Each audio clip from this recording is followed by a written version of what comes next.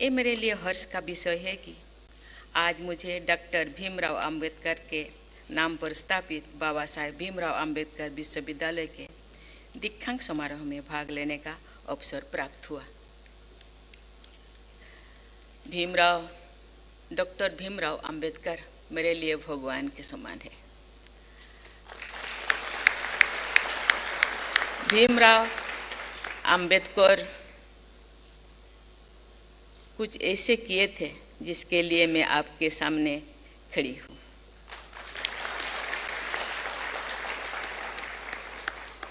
मैं आज डिग्री पुरस्कार और स्वर्ण पदक प्राप्त करने वाली सभी छात्र छात्राओं को बधाई देती हूँ। मैं इस विश्वविद्यालय के स्वच्छ और हरित परिसर में आकर बहुत प्रभावित हूँ। मुझे ये देखकर प्रसन्नता हुई है कि इस विश्वविद्यालय का वातावरण पर्यावरण के अनुकूल है। विश्वविद्यालय का परिसर अंतर्राष्ट्रीय ग्रीन बिल्डिंग मानकों पर आधारित है। नो मोटर व्हीकल डे और बाईसाइकिल बैंक जैसी प्रयास भी सराहनीय है। नवीनतम प्रौद्योगिकी का उपयोग करने तथा विद्यार्थियों के ज्ञान और कौशल को बढ़ाने के लिए ये विश्वविद्यालय देश के कई प्रमुख संस्थानों जैसे central drug research institute, NIPER, rivalry और IIT BHU के साथ सहयोग करके आगे बढ़ रहा है। मैं इसके लिए आप सबकी सराहना करती हूँ। बाबा साहेब आम्बेडकर के जीवन में जितना संघर्ष था उतनी ही उनकी उल्लेखनीय भी कार्य था।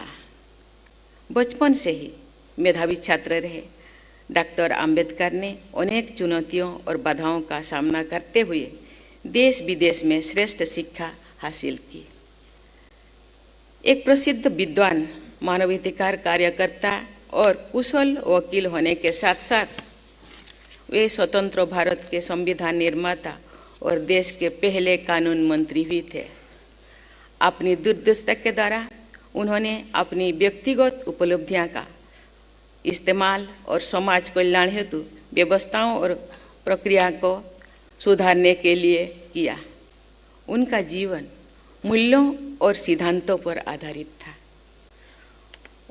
उनके आदर्श और मूल्यों से प्रेरणा लेकर आप सब कठिन से कठिन लक्ष्यों को भी साध कर सकते हैं। देवियों और स्वजनों, कल ही मैंने यूपी ग्लोबल इन्वेस्टर्स समिट के समापन समारोह में भाग लिया। ये समिट देश और प्रदेश में एक नई ऊर्जा के संचार का संदेश दे रहा है। इससे निवेशों और व्यापार के लिए अनुकूल वातावरण बन रहा है। आज मैं यहाँ से अपील करना चाहूँगी कि आप सब शिक्षा को इस अनुकूल वातावरण से जोड़ें। हमारे विश्वविद्यालय को एक ऐसे केंद्र के रूप में विकसित करें जहाँ जन कल्याण के लिए नई नई अनुसंधान किया जाए, फोर्थ इंडस्ट्रियल रिवॉल्यूशन के हब बने, स्टार्टअप के लिए इंक्यूबेशन सेंटर बने। मुझे हार्दिक प्रसन्नता होगी यदि हमारे शिक्षण संस्थान देश और प्रदेश में नई क्रांति और सामाजिक संपन्नता और समता के संदेश वाहक भी बने। आज भारत विश्व का तीसरा सबसे बड़ा स्टार्टअप इकोसिस्टम वाला देश है। सभी शिक्षण संस्थानों, विशेष रूप से विश्वविद्यालयों और तकनीकी शिक्षण संस्थानों से ये अपेक्षा है कि ये इस इकोसिस्टम का भरपूर लाभ उठाए और अपने विद्यार्थियों को रिसर्च और इनोवेशन के लिए प्रोत्साहित करे। उनका ये प्रयास भारत को इनोवेशन और टेक्नोलॉजी में एक सशक्त राष्ट्र बनाने में महत्वपूर्ण योगदान देगा। राष्ट्रीय शिक्षा नीति 2020 में भी रिसर्च और इनोवेशन की आवश्यकता पर जोर दिया गया है। कौशल आधारित शिक्षा, लचीली पाठ्यक्रमों और बहु विषयक दृष्टिकोण पर बल देने हेतु भारत को नॉलेज सुपर पावर बनाने ही इस राष्ट्रीय शिक्षा नीति का उद्देश्य है। बाबा साहेब भीमराव अंबेडकर विश्वविद्यालय को इस शिक्षा नीति को लागू करने में तत्परता दिखाने के लिए मैं बहुत बहुत बधाई देती हूँ। देवियों और स्वजनों, बाबा साहेब अम्बेडकर का मानना था कि गरीब और ज़रूरतमंद लोगों तक शिक्षा की सुविधाएं पहुंचना एक विश्वविद्यालय का मूलभूत कर्तव्य है। उनके अनुसार एक शिक्षण संस्थान को सभी वर्गों के विद्यार्थियों के बिना, किसी भेदभाव के बिना अच्छी शिक्षा देनी चाहिए। मुझे बताया गया है कि ये विश्वविद्यालय अनुसूचित जाति और अनुसूचित जनजाति के विद्यार्थियों को 50% आरक्षण देकर उनके उत्थान के लिए सराहनीय कार्य कर रहा है। मुझे विश्वास है कि बाबा साहेब अम्बेडकर के नाम पर बना ये विश्वविद्यालय उनके आदर्शों के अनुसार देश प्रदेश में शिक्षा का प्रसार करता रहेगा। आज इस विश्वविद्यालय में Birsa Munda students activity centre का उद्घाटन करके मुझे बहुत प्रसन्नता हो रही है। भगवान बिरसा मुंडा की जीवनी युवाओं के लिए प्रेरणा का स्रोत है। मुझे विश्वास है कि विभिन्न स्पोर्ट्स फैसिलिटी से युक्त ये सेंटर स्टूडेंट्स की फिजिकल फिटनेस के साथ साथ उनके ऑलराउंड डेवलपमेंट में भी मदद करेगा। मैं भगवान बिरसा मुंडा के नाम पर स्टूडेंट एक्टिविटी सेंटर बनाने के लिए विश्वविद्यालय की पूरी टीम को बधाई देती हूँ। प्यारे विद्यार्थियों, दीक्षांत समारोह विश्वविद्यालय और विद्यार्थियों के लिए एक अत्यंत महत्वपूर्ण अवसर होता है। आज के दिन आपको कई सालों की कड़ी मेहनत का फल मिलता है। ये आपके और आपके परिवार के लिए हर्ष, उल्लास और गर्व का क्षण होता है।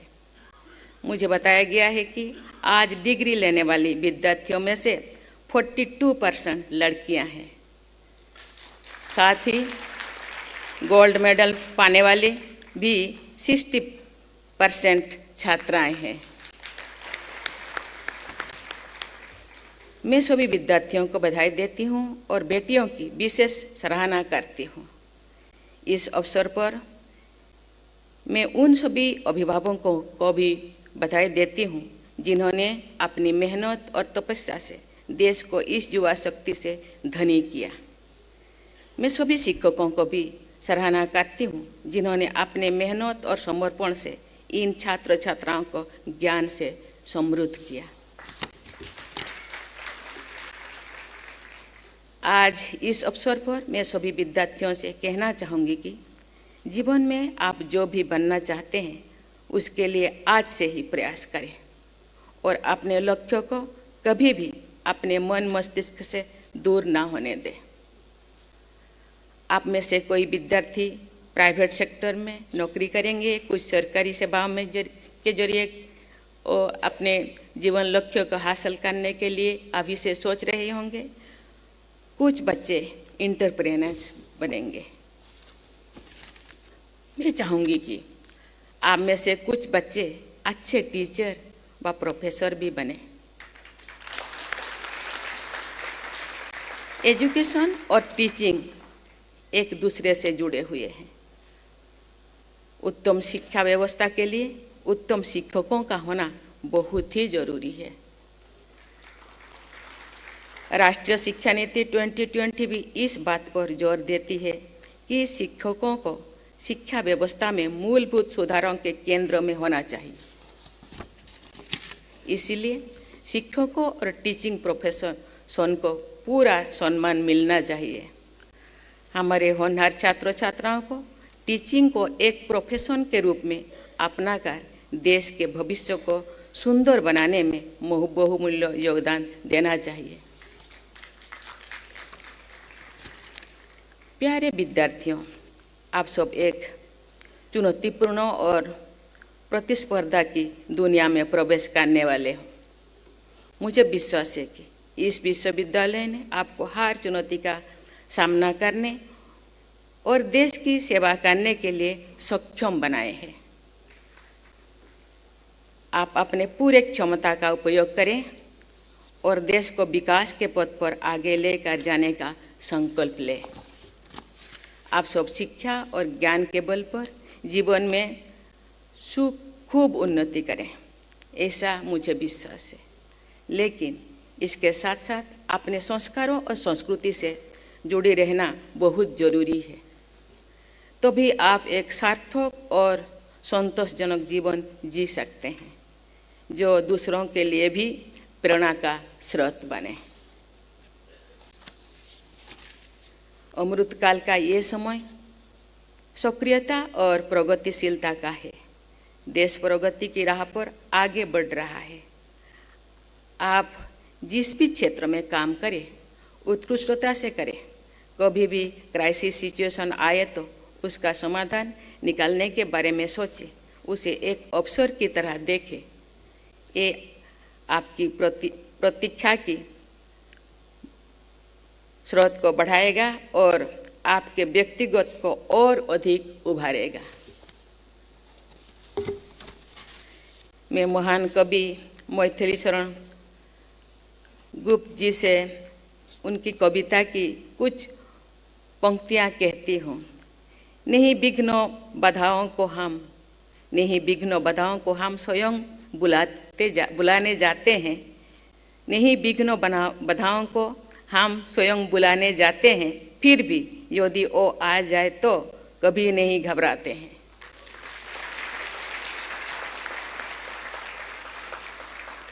मेरे मत में तो विपदाएं हैं प्राकृतिक परीक्षाएं। उनसे वही डरे जो कच्चे हो, जिनकी शिक्षा दिखाएं कच्चे हो, उनको वही परीक्षाएं से डरते हैं।